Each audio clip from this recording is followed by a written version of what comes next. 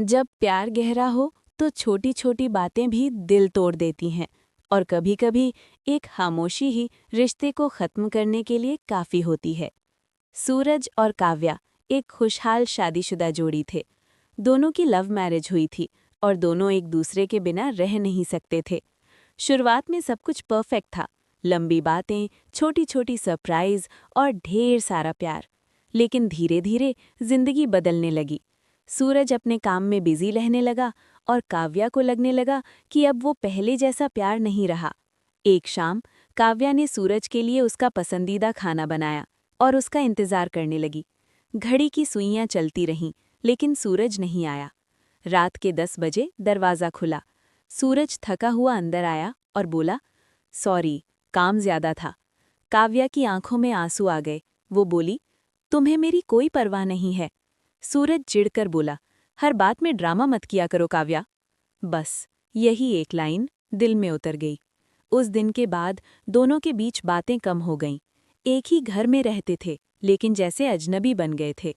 काव्या चुप रहने लगी और सूरज भी अब कोशिश करना छोड़ चुका था। रिश्ता अब शब्दों से नहीं, खामोशी से चल रहा था। एक दिन काव्या की तबीयत अचानक खराब हो गई। वो कमरे में अकेली थी और सूरज हॉल में बैठा था। कुछ देर बाद सूरज को एहसास हुआ कि आज काव्या पूरे दिन बाहर नहीं आई। वो जल्दी से कमरे में गया और काव्या को बेहोशी जैसी हालत में देखा। उसका दिल घबरा गया। वो तुरंत उसके पास बैठा, उसका हाथ पकड़ा और बार बार उसका नाम लेने लगा, काव्या, काव्या, आंखें खोलो। कुछ देर बाद काव्या ने धीरे से आंखें खोलीं।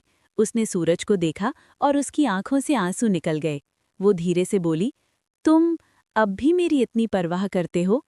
सूरज की आंखें भी भर आईं। वो बोला, पागल हो क्या? तुम मेरी जिंदगी हो।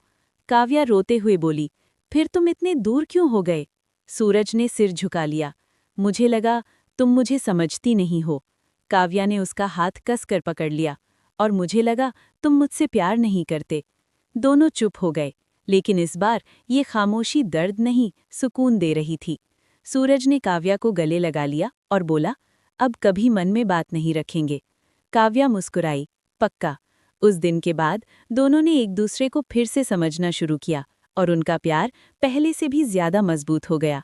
एंडिंग लाइन, रिश्ते शब्दों से नहीं, समझ से चलते हैं, और जहां समझ हो वहां हर झगड़ा छोटा पड़ जाता है।